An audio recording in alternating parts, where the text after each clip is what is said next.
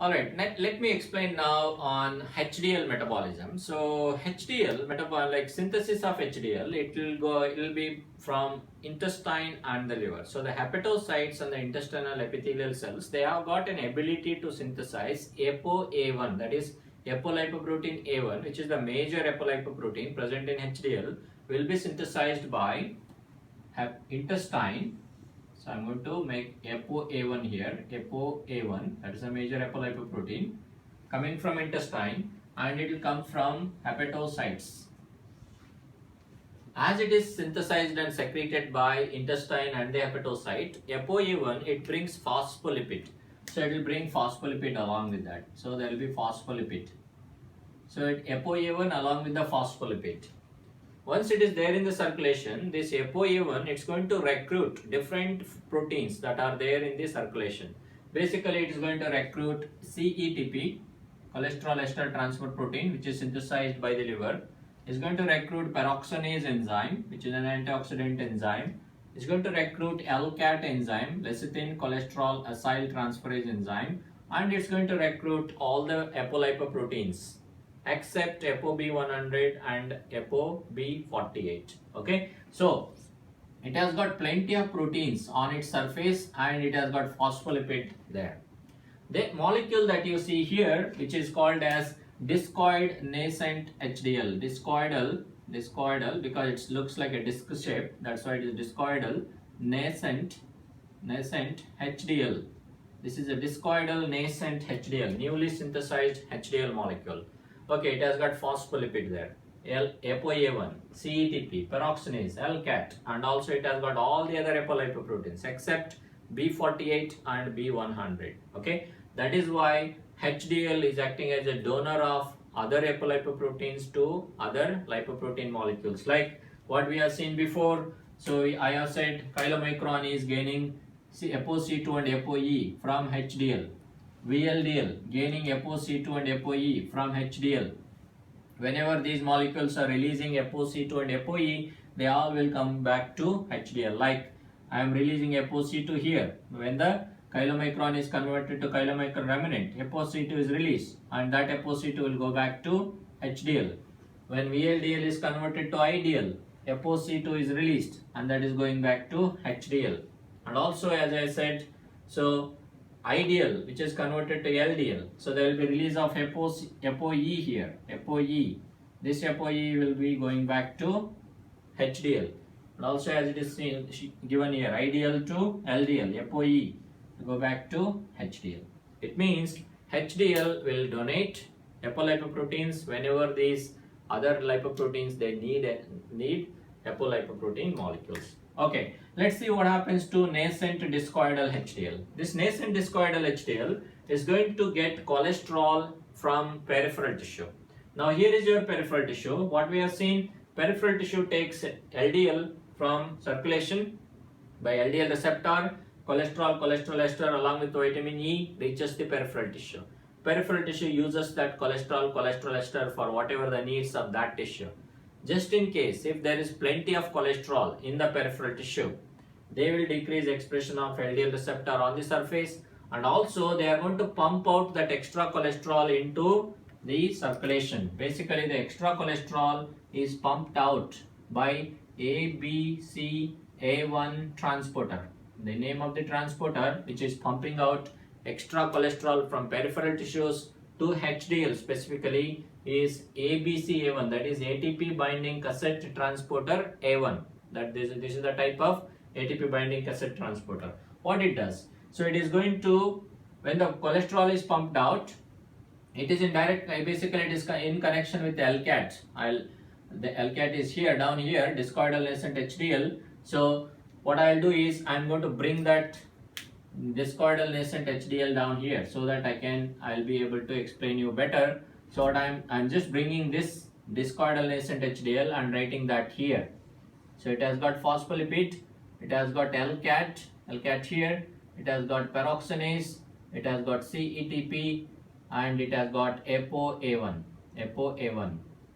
Now ApoA1 is a positive modulator of LCAT. ApoA1 basically activate LCAT enzyme.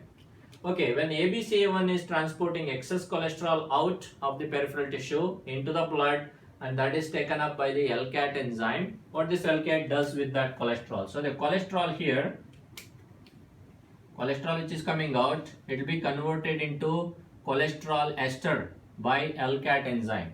Name of the LCAT, basically it is lecithin cholesterol acyl transferase. Okay, what it does? It is going to take cholesterol and it's going to break down lecithin. Lecithin is phosphatidylcholine, PC. PC for phosphatidylcholine. Other name for phosphatidylcholine is lecithin.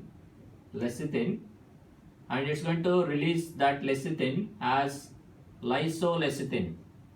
Lysolecithin. Lecithin is converted to lysolecithin. So the difference between lecithin and lysolecithin is lysolecithin do not have a fatty acid.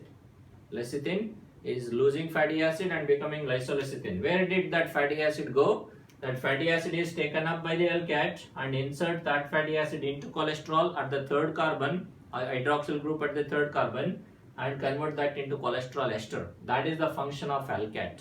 So LCAT converts cholesterol into cholesterol ester and it is going to load it into the center of discoidal nascent HDL molecule. So LCAT continuously does this. So as the continuous accumulation of cholesterol ester goes on, it is going to be accumulated in the central core of nascent discoidal HDL molecule. That's why it's going to change its shape. Basically, your nascent discoidal HDL molecule will be converted into HDL3 because of the continuous action of LCAT enzyme. That is the enzyme which is responsible for conversion of nascent discoidal HDL into HDL3. Because of this, what happens? Your HDL3 has become rich in cholesterol ester, and this cholesterol ester present in the HDL3, now it is ready for exchange done by CETP, which I have already explained you previously. So the CETP which is there on the surface of HDL3 molecule, in fact any HDL molecule, what it does, now it's going to exchange this excess cholesterol ester with the VLDL, IDL, LDL in exchange for triacylglycerol. So with the continuous action of CETP, so your HDL3 is losing cholesterol ester and it is gaining triacylglycerol. Okay, because of this, what happens? Triacylglycerol content increases and cholesterol ester content is still present there. So, and also of course it has got ApoA1 on the surface, it has got LCAT, all those enzymes, CETP, peroxidase, all enzymes, all the other apolipoproteins except ApoB100, B48 still there. But only thing is HDL3, now it is converted to HDL2 molecule. This is HDL2. HDL2 has more triacylglycerol, and also it has continued to accumulate cholesterol ester because this LCAT here, it continues to work on HDL2 also. Whatever the LCAT, that function that we have seen here, LCAT continue to do its function. So it means it is continued to load cholesterol ester. On one side, HDL3 is losing cholesterol ester by CETP and gaining triacylglycerol. That's why HDL2 has got more triacylglycerol, but it continues to have cholesterol ester. Although it is losing by CETP, but it continues to contain it. Why? Because LCAT is bringing it continuously. So as HDL3 is going into HDL2, LCAT continue to work and you still have cholesterol ester here. Okay. Now, what will happen to this HDL2 now? So HDL2 has got two fate. One is HDL2 can go to the liver and interact with SRB1 receptor. SRB1 receptor. And what this SRB1 receptor does? So SRB1 receptor, which is present over the hepatocyte membrane, so it is going to take away cholesterol and cholesterol ester from HDL2 molecule. And also there is an enzyme called HL, that is hepatic lipase, which is besides to hepatic lipase, which is besides to SRB1, which is on this surface of hepatocyte. What it does is going to break down triacylglycerol into free fatty acids and glycerol molecule.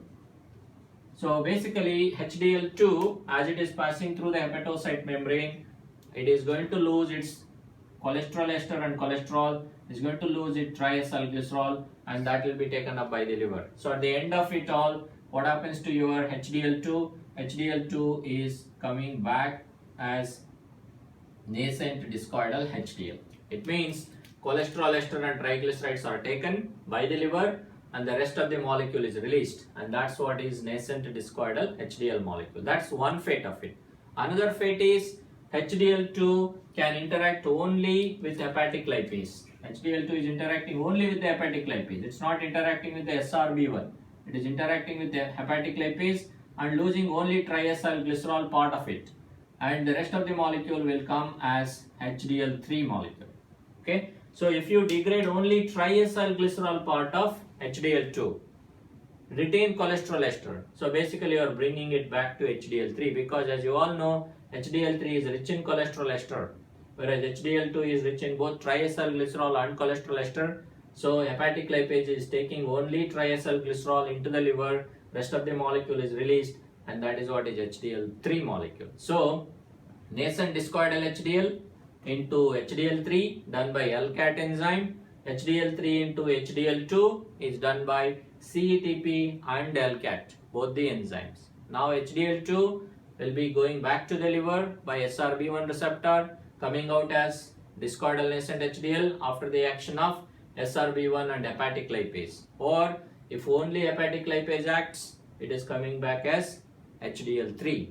Now overall what we have done here, so overall we have taken cholesterol present in the peripheral tissue back into the liver. Okay, so the cholesterol, excess cholesterol present in the peripheral tissue is taken up by the HDL, and HDL, nascent discoidal HDL converted to HDL3, HDL3 converted to HDL2, HDL2 has given that cholesterol back into liver, and this journey of cholesterol from peripheral tissues to the liver is called as reverse cholesterol transport. Normally what happens, liver is going to synthesize cholesterol and put it onto VLDL, VLDL is converted to IDL, IDL is converted to LDL, LDL is taken up by the liver, peripheral tissue. That's an onward journey for cholesterol. So cholesterol coming from liver to the peripheral tissue, helped by VLDL, IDL and LDL ultimately. That is an onward journey of cholesterol. Reverse journey, peripheral tissues to discoidal nascent HDL, HDL3, HDL2 to the liver. And that's the reverse journey of cholesterol. And that's what is reverse cholesterol transport mechanism. With this, basically HDL is not allowing cholesterol to accumulate in the peripheral tissue, and that helps in the prevention of atherosclerosis. Thank you.